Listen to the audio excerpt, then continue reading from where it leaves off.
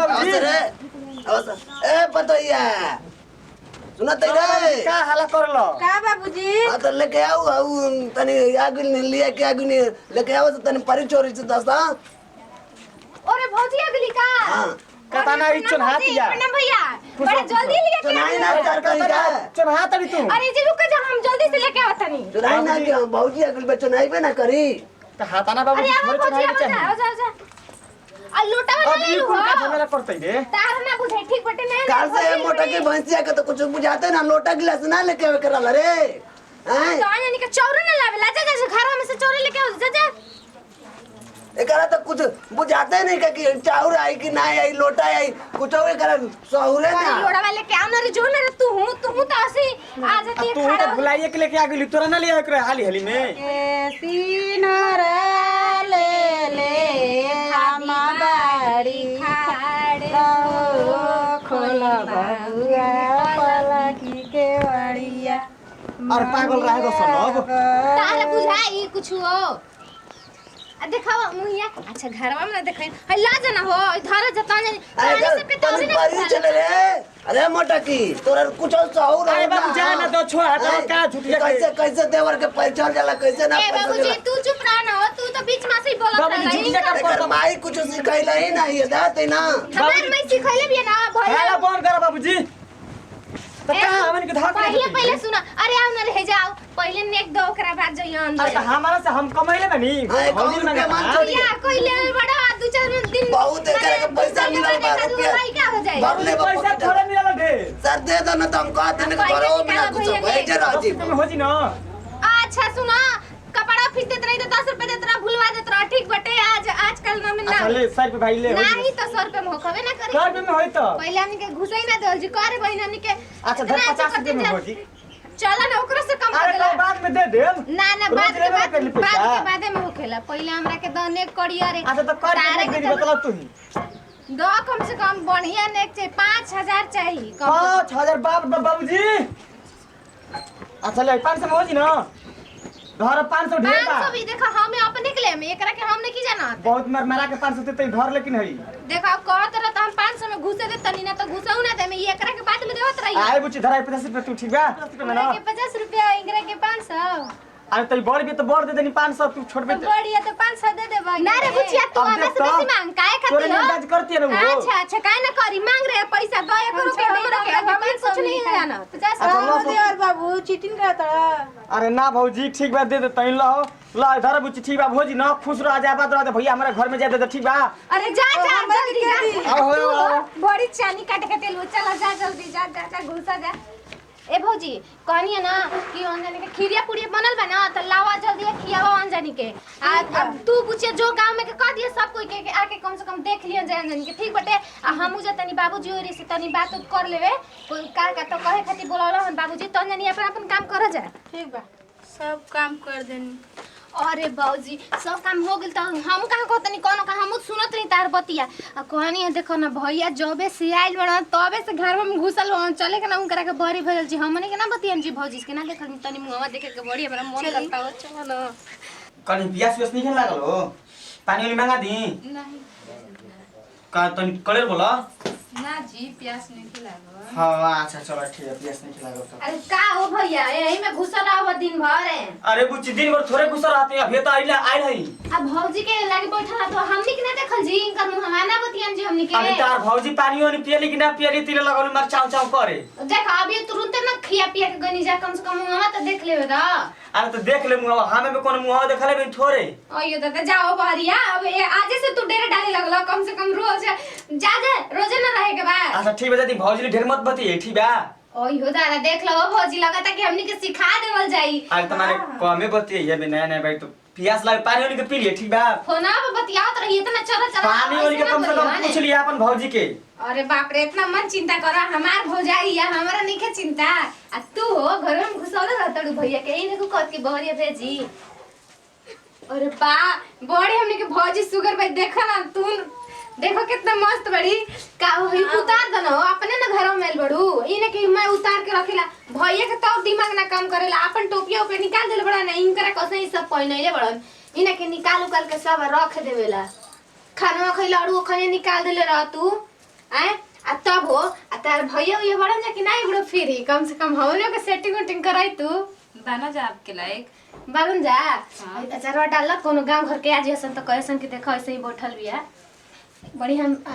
और हां जाओ बाजी तनी पानी नहीं ले ले आवा कैसन त बोलत एथु जैसन होखे लागता जा अब कहनी है कि तनी भैया के दोस्त ऐसन तो उतना मजाक करे सन तो कुछो ना तो बोलिए ठीक बा आ बढ़िया से रहिए अब देखो अब तहन शाम हो गई सूते के टाइम होइए गइल बाटे हम जाते बगले में हम सूते नहीं लई तू पानी उनी रख देते तारे जगह पानी उनी पी ली अगर प्यास लागल होई तो हम न जातनी सूते भौजी तू जा सूते हम आप जातनी हम छोटकी बुचिया एक घर में सु जाई जी आ बगल में हम सुते नहीं है देखो हम तोहरा के यही से बीचे घर में हम करवइले बानी कि कोनो दिक्कत होई ना नर बाड़ू तो हमनी के बानी जा ठीक बा होने हम सुते नहीं हमनी के बाबूजी और या नदी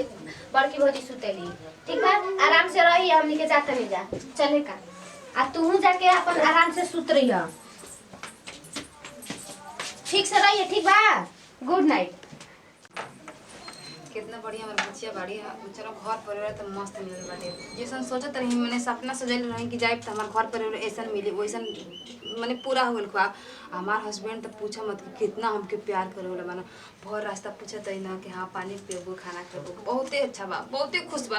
बनी हे भगवान ये प्यार हमेशा बना के रखे हमारे परिवार में ई मोर का कोई हमारा तो सुन ओइसन घर में बैस और बहनिया ना तुरंत बगे देते ऐसे अच्छा चलो ठीक बा बगे देते से तो बगे दे सब दिन बगे दिए ता हो यार भाई का हो या तो ते आते न मत त नहीं हमना ते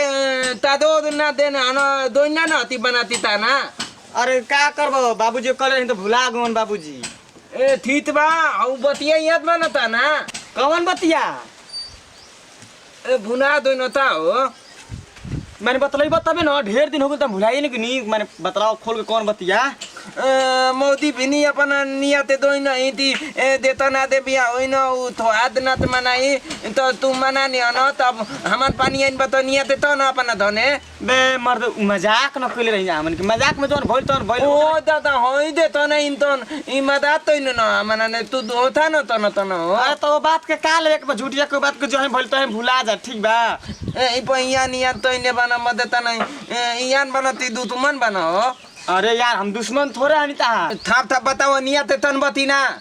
ई मत हम का साफ से बतलाई आखिर गुले से तारा का फायदा बतलाओ अपन घर ही रहली त सही रही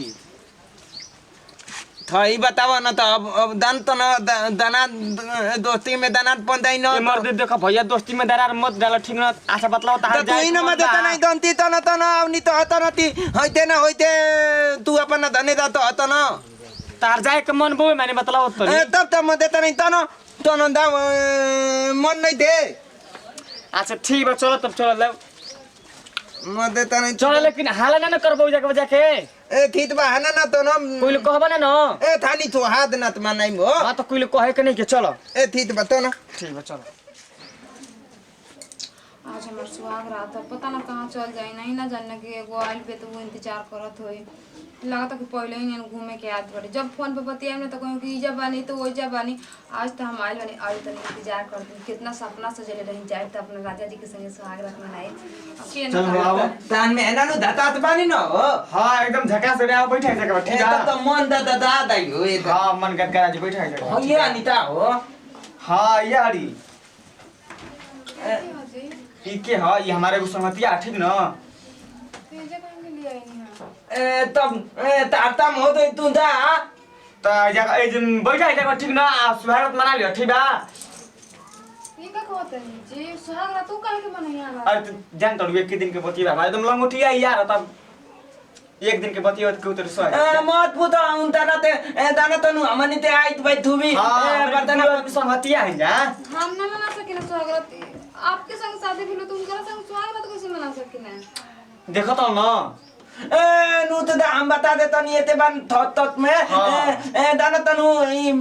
बात भइन हैन हमनी ते दोस्त अनि दाना त बात भइन हैन ती देतन में ना नु आदे आइन त उ तो आदनात मनाइ ए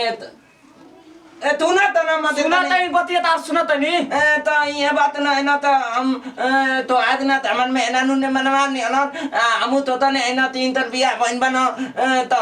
तो आज ना त हमु मना ना भई हाँ ये बात हो देखो एक दिन के बाद बा ठीक ना ओकरा बाद हमन के एकदम पूरा जीवन रही कर बा एक दिन को तनी हम 1 मिनट के संगे नहीं गुजारे जरूर काहे से कि मम्मी पापा शादी आपके साथ करें हम तो सुहाग रात बाप रे बाप जिंदगी के पहला पल हो भी उनकरा के साथ ना अरे यार तो ये कहीं दिन के ना बात है बा मतलब जिंदगी भर हमन के कहीं रहल ठीक ना उनका मेरा लोग के साथ सुहाग रात मनाई हां हम मनैले रही मनैले हो यहाँ लेकिन हम ना मनाई उनकरा जैसे हमने कि हमार मम्मी पापा हमरा के सीख देले बना कि जेकरा से शादी होला ओकरे साथे से कुछ भी कर जाला दूसरा संग अरे यार ता बतिया तो ना ठीक ना एक बार खाली एक दिन के बतिया बा ठीक ना हम जाते हैं ठीक है संगतिया आपके ना है वो तो हमार कुछ ना ये देखो सुभागत मना ए लगी बा ठीक बा भैया दा तू दातई तनी ठीक है हम जाते हैं एक दिन के बतिया बा तब कौन ची मतलब हम सुहागरात ना मना सकी ना हम कहते ना उनकर मेरा कुछ ना पढ़ा लिखा हो या चाहे कुछ भी आपके साथे कइले हैं लेकिन हम ना कर हाथ सकी ना दिए मने ते तीनिया तने ना यार मदद हम त तो आदमी संगतिया है एकदम प्रिय मित्र है जा आप गोर पे गिरतन ई का करतन जी केहू अपन मेरा के दूसरा संग सुहागरात मना आज के तो भेजिला कोई जानी ना कोई नहीं जानी हम ही तीन जना जानल तो जी कोई ना जानता हम अपन इज्जत उनकरा साथ ई हमरा से कब्बो ना हो सकेला कह नहीं मार दे में का चमर तो धिया जी ठीक ना ए तू दा ना ये भैया मत है तो बैठ ठीक ना जो ची करे बताओ ची कर ठीक है हम जाते हैं ठीक बता हां बैठ आ तू बने से कर स्वागत मना ली हो एता हो हम तना ते थई ना त तनी हो ए तनी धुनुता तनी धुनुता उठावा हो उठाओ ना हमने तो हमारे दोस्त माने में तू हमरा संग सुहागरात कह के मनाई सुहागरात तो ता होते तू तन दाव आइला हम सुहागरात मना खदी तोर मेरा मना तो तू कहे कि हमरा संग सुहागरात मना ले तब ता तू बान बान माना तनु आ त नुती होइथे ना होइथे ओनी आइला हम सुहागरात ये हमके छोड़ता हमने तोर संग सुहागरात मना सकी ना तो आदमी मनाई बे बना अरे हम ना मना सकी ना ओनी तो ओनी हम का करी ना मना सकी ना कहत हर जगह मार दे हम ए माना बा तू ओनी हम कहत कि हमरा संग अरे माई ने माई आइला हम सुहागरात मना खदी ओह माय नतिया हमार मरद कहत सुहागरात दोस्त के संग का हो गइल ओ ये तो एकरा का कर देली रे ये हमारे एकदम संगतिया ना ओ ये तो अब छुरा ना मुआ देली तो आपके संग होते ना रहना कि हमार कुछ ना हुआ ओ ये हमरा को तो फसवाइए देबी रे कि हर से फंसे के बाटे अब काहे ना पुलिस वाला जेल में लेके जैसा माने का करिया सब माने एक दिन तोरा संग स्वागत मना ले हमर संगतिया तो का हो जी तो काहे के सुहागरात में उनका मेरा में तो हम ओसे ना है हमार मम्मी पापा शिक्षा देला हुआ कि दूसरा संग सुहागरात मनाई ओई दादा तो मान चलियो कहीं दिन के बात रहे रे पगली जान होई तो हम देखा दे लेकिन हम अपन पूरा टाइम दूसरा के साथे कब ना हो सके हमरा से ओई का कर दे हमार तो कुछ समझ में नहीं को का हम जवाब देमो करा समझ में आ चाहे ना आओ, हम सुहागरात के के साथे ना मना सकी ना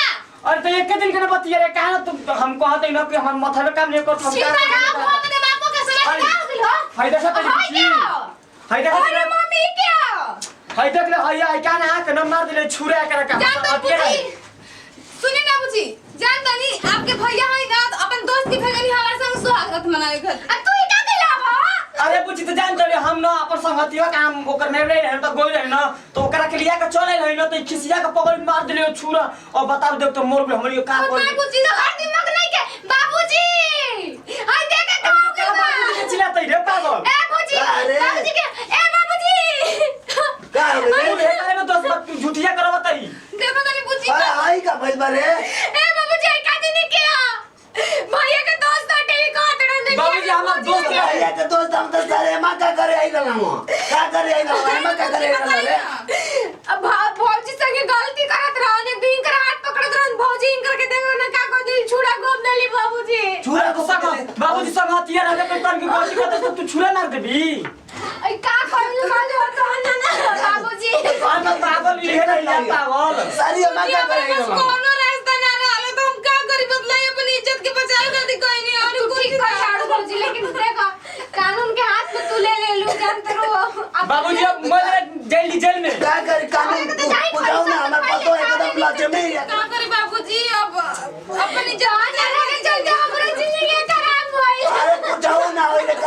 चिंता करते कुछ ना होई फसल जी तो मर गए फसल जी क्या हो जाए जेल में जाए हालत में जेल में रहेगी लेकिन हां इज्जत ना मार दे कोनो दिक्कत ना होई थोड़ा ज्यादा से मर गुना सब तो मर गुना अब क्या करे के बाद कैसे तो सुबह बुगाता रे मर गइल बे बाबू नमस्कार भैया हम चंदन चौहान नमस्कार प्रणाम प्रतिमा सिंह अपन टीम में देखिए वीडियो बनाए खास संदेश रहे पूछी नहीं इनकरा से नमस्कार प्रणाम भैया संकुल ना करे के चाहिए जैसे हम कहले नमस्कार प्रणाम हम सपना सिंह देखने दी हमने के अपन टीम रहला अब वीडियो बना के खास संदेश ही रहला कि माने हम नए नए रहल बन त हम अपन पति संग स्वागत मनाए कि दूसरा संग मनाए ऐसे कबो मत कर एक दूसरा के पत्नी संग स्वागत मनाए त जन हम कोई हुए हो जाई रियली बात बा आ ई माने समाज में गंदगी होता है समझे के चाहिए अपने आदमी के भी कि सब अच्छा काम ना हो तो अगर हमारा वीडियो अच्छा लगे तो दिल से लाइक करब और कमेंट करब और सब्सक्राइब करब हमारे चैनल के जरूर और हाँ शेयर कर जरूर ना भूलब तो कॉमेडी चैनल वाला तो सच का रे तो मरी भी रहता ये वीडियो से दिन विदाई अगले वीडियो में फिर से मिल जाए जब तक जय हिंद जय भारत जय जय समाज भारत, जय समाज।